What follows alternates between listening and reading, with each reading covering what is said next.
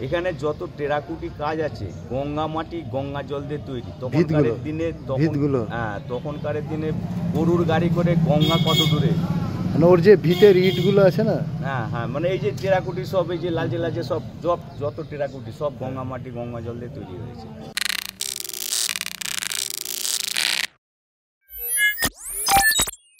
সুপ্রভাত বন্ধুরা, আজকে কালী পুজো, তো তোমাদেরকে জানাই শুভ দীপাবলির প্রীতি ও শুভেচ্ছা। আবার সেই ভোরবেলা আমরা সবাই রেডি, আমি আর এই যে দীপেন্দুদা আজকে তাড়াতাড়ি চলে এসছে, আজকে কোনো দেরি নেই আমাদের। তো চলো আজকে তোমাদেরকে আরেকটা ঐতিহাসিক সম্পন্ন জায়গা হুগলিরই আটপুর, ওখান থেকে তোমাদেরকে ঘুরিয়ে নিয়ে আসি। ওখানেও টেরাকোটার বিখ্যাত মন্দির আছে, যা বিষ্ণুপুরের মন্দিরকেও খর্ব করে। তো চলো আমাদের সাথে, এখন আমরা প্রায় রেডি হয়ে গেছি, আমাদের গাড়ি মোটামুটি সব রেডি। তো আর কিছুক্ষণের মধ্যেই আমরা আমাদের রাইড শুরু করব। চলো আজকে তোমাদেরকে নিয়ে যাব আটপুর।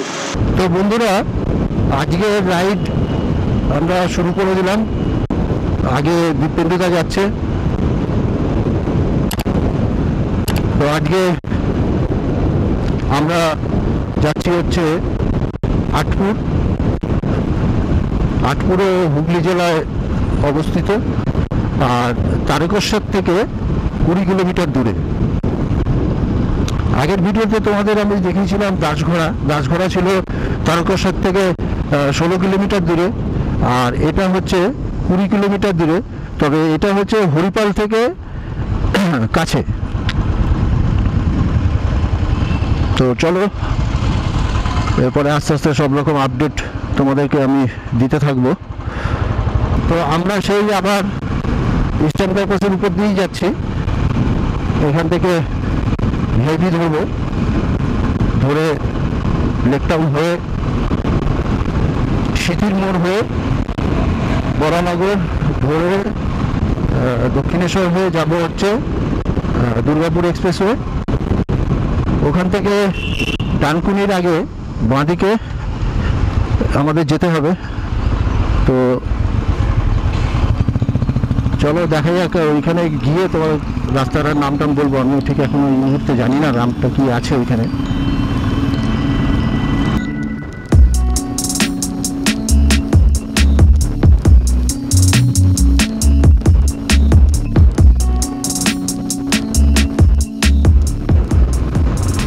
তো আমরা এখন চলে এসেছি এই বালি ব্রিজে। এখান থেকে ওই রাস্তা ধরে উঠবো দুর্গাপুর এক্সপ্রেসওয়ে, NH6 বা দিল্লি রোড যেটাই বলো।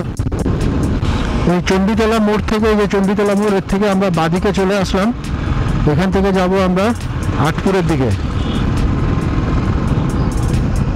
চলো,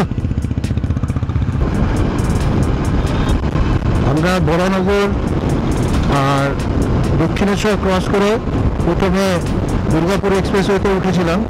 উঠে কিছুটা আসার পরেই ওই চণ্ডীতলার থেকে বাঁদিকে আমরা চলে এসেছি এই রাস্তাতে। বেশ কিছুটা এসেও গেছি, মাঝখানে এক জায়গায় দাঁড়িয়ে একটু চাও খেয়ে নিলাম। এখন আবার চলেছি, এই রাস্তাটা গেছে শিয়াখালার দিকে। এখান থেকে কতটা কিলোমিটার বাকি সেটা বলতে পারবো না, তবে এখানে চা খাওয়ার সময় একজনকে জিজ্ঞাসা করতে বলে মোটামুটি আর 8 ঘন্টার মতো লাগবে। তো প্রায় এসেও গেছি। খুব একটা দূর না, কলকাতার থেকে মাত্র 60 না 65 কিলোমিটার দূর। শিয়াখালা এখান থেকে 2 কিলোমিটার।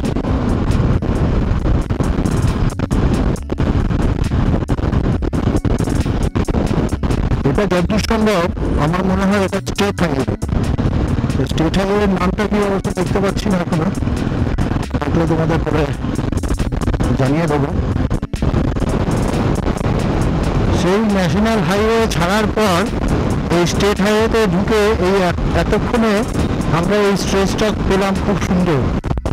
দুদিকে ধান ক্ষেত, এদিকে ধান ক্ষেত, এখন ধান কাটার কাজ চলছে। হ্যাঁ, দেখতেই পাচ্ছ সব ধান কেটে গেছে, এই যে কাটা রয়েছে ধান, এখানে কাটা হয়ে গেছে। এই স্টেজটা বেশ সুন্দর।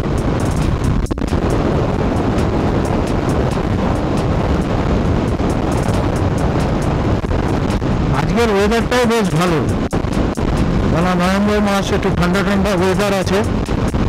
আগেরবারের গাছঘোড়ায় গেছিলাম, প্রচণ্ড কষ্ট হয়েছিল গরমে, মানে মারাত্মক গরম ছিল সেদিনকে। আজকে মনে হয় না সেরকম কিছু একটা হবে। আজকে রাইড করতে বেশ ভালোই লাগবে, বেশ ঠান্ডা ঠান্ডা ওয়েদার আছে। তোমাদের এতক্ষণ বলছিলাম এটা স্টেট হাইওয়ে, একটু আগে একটা বোর্ডে দেখতে পেলাম এটা স্টেট হাইওয়ে 15।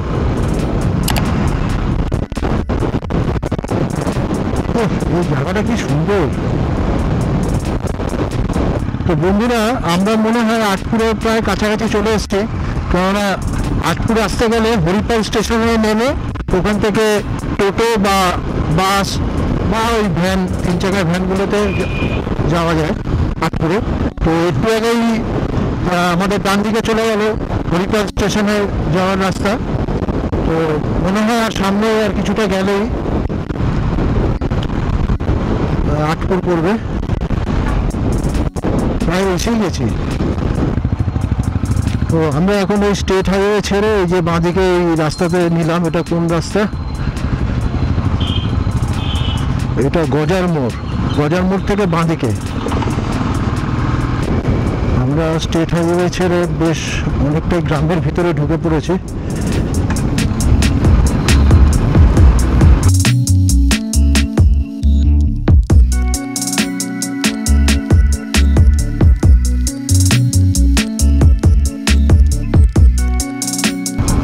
আমরা আটপুর গ্রামে ঢুকে পড়েছি। তো এখন আমাদের যেখানে মন্দিরে যাওয়ার কথা সেটা এখনো একটু দূরে আছে। একটু আগে দেখলাম আটপুর বিদ্যালয়, আর এইটা হচ্ছে এই রামকৃষ্ণ মঠ আটপুরের। এরও অনেক কাহিনী আছে। এই যে আমরা পৌঁছে গেছি, এই যে এখানে এই যে সিংহদুয়ার। তো বন্ধুরা, আমি এই আটপুরে পৌঁছে গেছি। তো আমার পেছনে এই যে গেটটা দেখা যাচ্ছে, এটা হচ্ছে রাধা গোবিন্দ জিউর মন্দিরে যাওয়ার মেন গেট। এইটা এর ভেতরেই আছে সেই মন্দির, যে বিখ্যাত টেরাকোটার কাজ করা। তো আমি এখন এই মন্দিরের ভিতরে যাব। তো আমার সাথে চলো, তোমাদেরকেও দেখাবো এর সূক্ষ্ম কারুকার্য।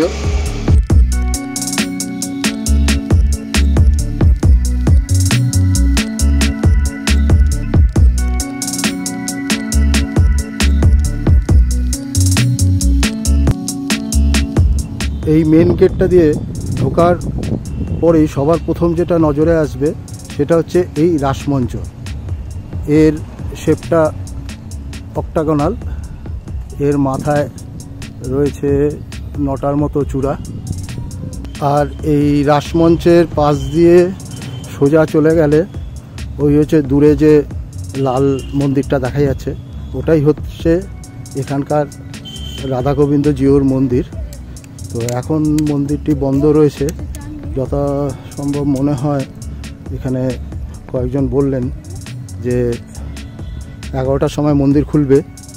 তো মন্দির খুললে আমরা ভেতরে যাব, দেখি কি কি দেখা যায় ভেতরে। এই রাধা গোবিন্দ মন্দিরের সাথেই পাশে যে এই গাছটা রয়েছে, এটা সেই বিখ্যাত বকুল গাছ, যেটা 500 বছরেরও পুরনো এই বকুল গাছটা।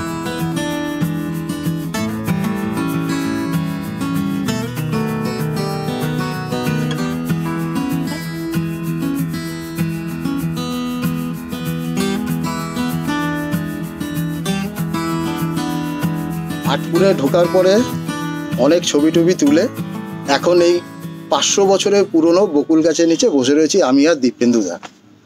তো সামনেই একটা বোর্ড রয়েছে এই আটপুর সম্বন্ধে লেখা।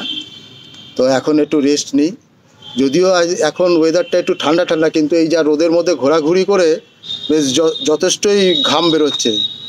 আর 500 বছরের পুরনো বকুল গাছের তলায় এক সময় বসেছিলেন শ্রী শ্রী রামকৃষ্ণ, তখনও তিনি পরমহংস হননি, তখন তিনি গদাই হিসেবে বসেছিলেন এবং তারপরে বসলাম আমরা। আজকে দীপেন্দুদের হাতের দণ্ডটা দেখেছো কি সুন্দর লাগছে। তো এই আটপুরের খুব মানে লোকাল যারা বসবাস করেন, মানে দু একজনের সাথে কথা হলো, ওনারা বলছিলেন যে মানে ওনারা খুবই ধন্য আর কি এই আটপুরে জন্মগ্রহণ করে। আটপুরের একটা বিশেষত্ব হচ্ছে মানে প্রথমে বলি আটপুরটা গঠন হলো কি করে। আমি যেটুকুনি ইন্টারনেটে সার্চ করে আমি জানতে পেরেছি, সেই সময় ভুরিশ্রেষ্ঠ বলে একজন রাজা, জনৈক্য রাজা, উনি পার্শ্ববর্তী 8টা গ্রাম নিয়ে এই আটপুরটা গঠন করেন। ভুরিশ্রেষ্ঠ মানে অদ্ভুত একটা নাম, মানে আমি সত্যি কথা বলতে ইন্টারনেটে সার্চ করলে তোমরাও পেয়ে যাবে, আমার কথা যদি বিশ্বাস না হয়, কারণ এই নামটা সত্যি অদ্ভুত, ভুরিশ্রেষ্ঠ। তো যাই হোক, এই ইয়েতেই উনি এই আটপুরটা গঠন করেন। আটপুরের মেনলি রাধা মাধব জিউর মন্দিরটা প্রথম, আরও বিবেকানন্দ, আরও রামকৃষ্ণদেবের 8 জন শিষ্য, ওনারা এই আটপুরেই সন্ন্যাস গ্রহণ করেছিলেন। তো সেইটা এখন রামকৃষ্ণ, সেই জায়গাটা এবং সেই বাড়িটা রামকৃষ্ণ মিশন হিসাবে রয়েছে। আমরা যাব একটু পরে, তবে এখন আমরা অপেক্ষা করছি এই রাধা মাধব জিউ মন্দিরটা খুললে ওর ভেতরে যাব, ওর ভেতরটা তোমাদেরকে দেখাবো। এখনো পর্যন্ত খোলেনি। আমি শুনলাম এই রামকৃষ্ণ মিশনে নাকি খুব ভালো ভোগ পাওয়া যায়, যেটা নাকি সকাল সকাল গিয়ে জানালে ওনাদের বললে, কিন্তু আমরা তো আশপাশে চলে এসেছি, অসাধারণ ভোগ পাওয়া যায়। তো এটা এখন তো আর হবে কিনা জানি না, আগে এটা দেখতে হবে। তো দেখা যাক কতক্ষণে মন্দিরটা খোলে, আমরা অপেক্ষা করছি এইখানে। তবে যাই বলো, একটা আশ্চর্য অনুভূতি হচ্ছে, যতই হোক এটা 500 বছরের পুরনো গাছের নিচে এটা বসে রয়েছি, কত স্মৃতি জড়িয়ে রয়েছে এই গাছের সাথে, কত গুণীজনদের মানে একদম ঈশ্বরতুল্য শ্রী রামকৃষ্ণদেবের পদধূলি পড়েছে এইখানে। তো সত্যি একটা মানে এক আশ্চর্য অনুভূতি হচ্ছে। তো বন্ধুরা, এইখানে আটপুরের রাধাকৃষ্ণ মন্দিরটা এখনো পর্যন্ত খোলেনি, পুরোহিত আসেনি বলে। তো আমরা এখন যাচ্ছি রামকৃষ্ণ মঠে। এইদিকে বাঁদিকে এই আটপুর মঠই তো লেখা, এদিকে হচ্ছে বাঁদিকে এই আটপুর মঠ।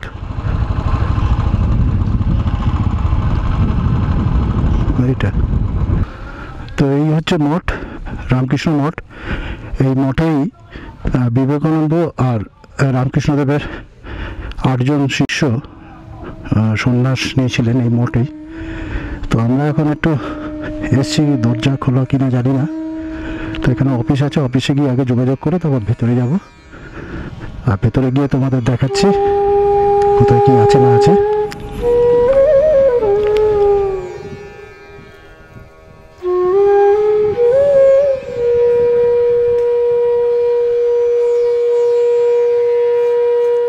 এই বাড়িটি বর্তমানে রামকৃষ্ণ মিশনের অধীনে।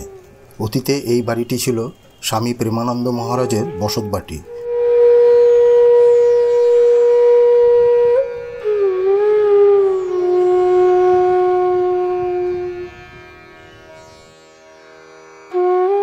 সামনে যে হলুদ মণ্ডপটি দেখা যাচ্ছে, এটাই হচ্ছে ধনী মণ্ডপ, আর তার পাশেই দুর্গা মণ্ডপ।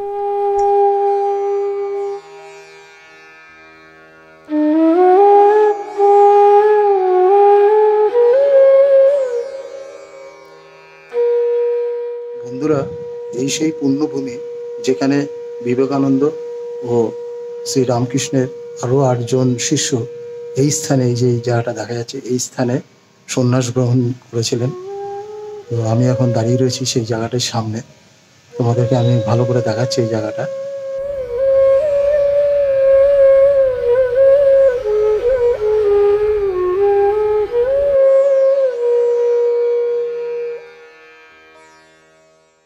স্বামী প্রেমানন্দ মহারাজের এই বসত বাড়ির প্রথম তলাতে একটি ঘরে স্বামী বিবেকানন্দ ছিলেন, আর একটি ঘরে শ্রী শ্রী মা শারদা থাকতেন। শ্রী শ্রী মা শারদা এই বাড়িতে দুবার এসেছিলেন। প্রথমবার 1294 সালের শেষ ভাগে, ও 1301 সালে দুর্গাপুজোর সময়।